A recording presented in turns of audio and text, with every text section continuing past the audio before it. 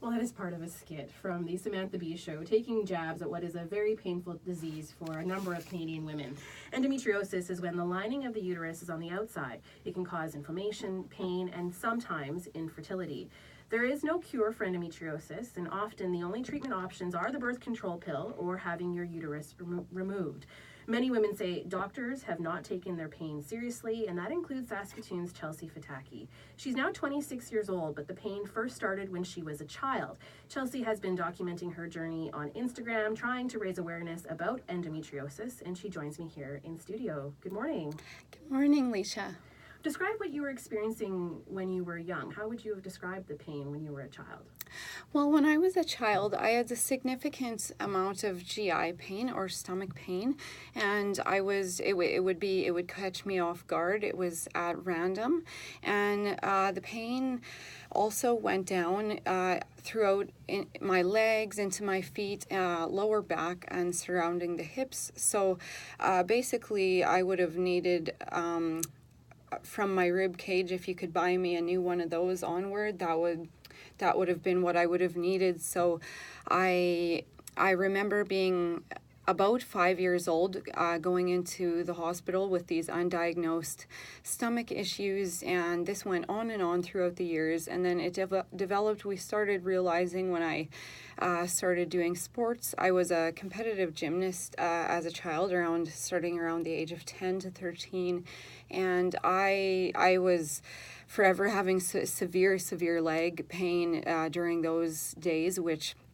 most people just said, it's a little bit of stiffness, stretch it out and keep going. But this was getting more severe, and tied in with the stomach aches that grew and grew into the pelvis as I aged into a young teen, and so on it went. So when did you actually get the diagnosis of endometriosis?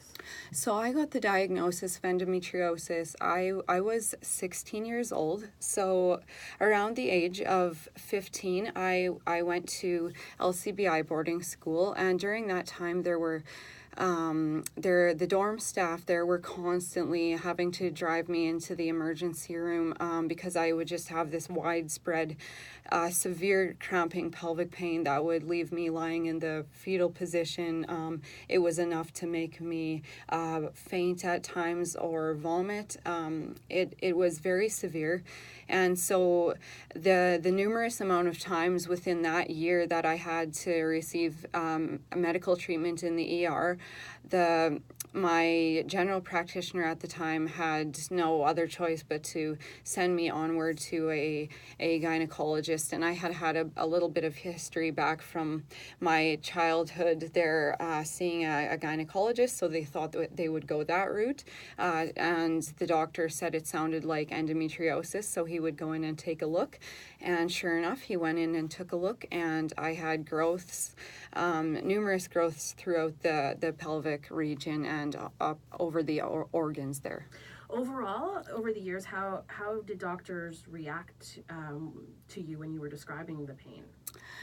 Well, I had numerous reactions. I had some doctors, which I call my medical angels, that they did hear me, they did understand, but I would say the majority, and this is a sad reality, the majority of them either, they would look at me and ask, are you really experiencing that much pain? Because, that would be a lot of pain if you were at a 10, and when I'd say I'm at a 10, and they would look at me and question if I was telling the truth often. I've had doctors turn me away, send me home to bite a blanket and cry into my pillow at night. Many doctors, just said this is the way cycles are for women. You just need to kind of grow into it. It's going to get better as you age. And others were just plain cruel and made reference to things that were about my character that just were completely not true. So I was very much dismissed as a child, and I wouldn't really say the diagnoses made things better because, having the diagnoses, I at least I had a name for this pain. But even then, doctors in the emergency room still had trouble being able to treat and manage that pain, because they questioned whether or not it was that severe, or if it was if my pain was not around the time of a cycle per se, they would question if I was telling the truth.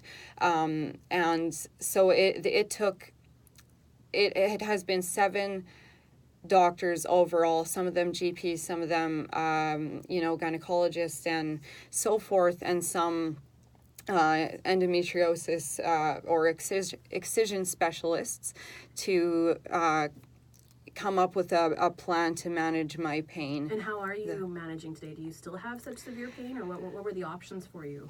So throughout the years, I had the first laparoscopy done, and that they cleared out the endometriosis. They promised me that my pain would decrease, that I would be able to manage life properly, and I went on from there, not really seeing any difference. And at that point, they did come back to me questioning my character. Are you telling the truth? We did this surgery, and you had a very well-trained excision specialist, and they cauterized the nerves in the pelvis. So I went on to have several second opinions, and throughout the process, it was questioning, and what I did was I added my own medical notes. I would write up a description of what was going on, and I would ask them to put that in my medical file. So I had, some notes that were straight from the horse's mouth, if you will.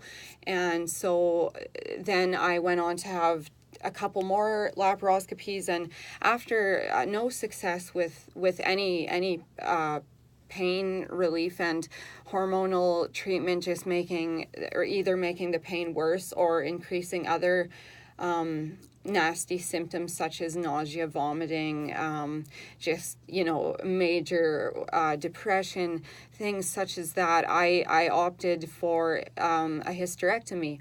So that was one of the hardest calls I've had to make, but my doctor did a fabulous job. They found during that surgery, they also did an excision removal of all the endometriosis that was in there, and it had infiltrated just about every one of the organs that were in the pelvic cavity there, including the abdominal, the GI tract. So they removed the appendix, and I am just still now I'm in line for more surgery. So what is the message, Chelsea?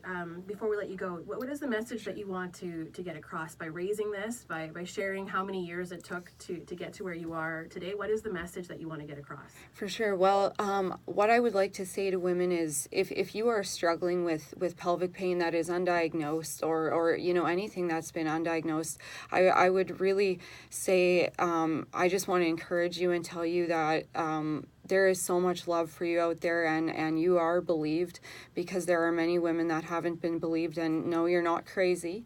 I want to just encourage you to write your own notes so that you get to take a little bit of control of what goes into your medical file, and just be persistent. Find yourself a doctor that will really truly listen, because it is when the physician truly listens and believes your story that the proper treatment will be found out. Chelsea, thank you so much for joining us today. Thank you, Liesha, for having me. That's Chelsea Fataki. She's 26 years old, and she has been documenting her journey with endometriosis on Instagram. You can